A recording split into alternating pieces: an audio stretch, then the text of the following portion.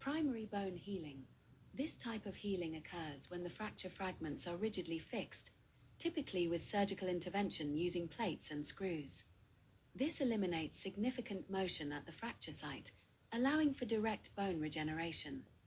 Optimal primary healing requires a minimal fracture gap, generally less than 0.1 to 0.2 millimeters at this microscopic level. The bone fragments are in near direct contact, setting the stage for direct cortical remodeling. The process begins with osteoclasts, specialized cells that create tunnels through the bone. These cutting cones or tunnels pave the way for new bone formation. Following the osteoclasts, osteoblasts, the bone-building cells, invade these tunnels. They meticulously lay down new bone matrix, filling the gaps and restoring continuity.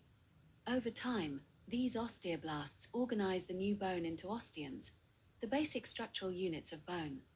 Now, let's turn our attention to indirect bone healing, the body's natural response to most fractures that are not rigidly fixed with plates.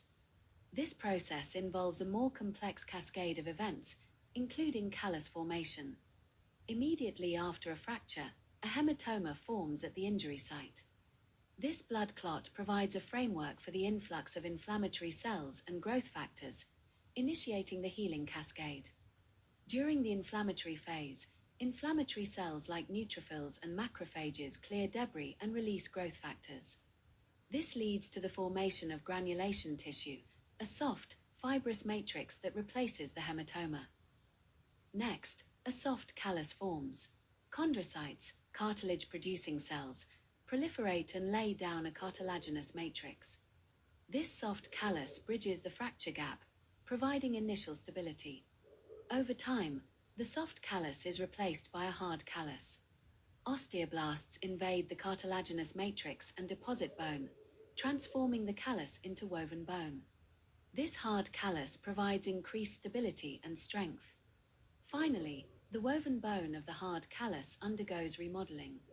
Osteoclasts and osteoblasts work together to reshape the bone, replacing the woven bone with lamellar bone, which is stronger and more organized. This remodeling process can take months to years,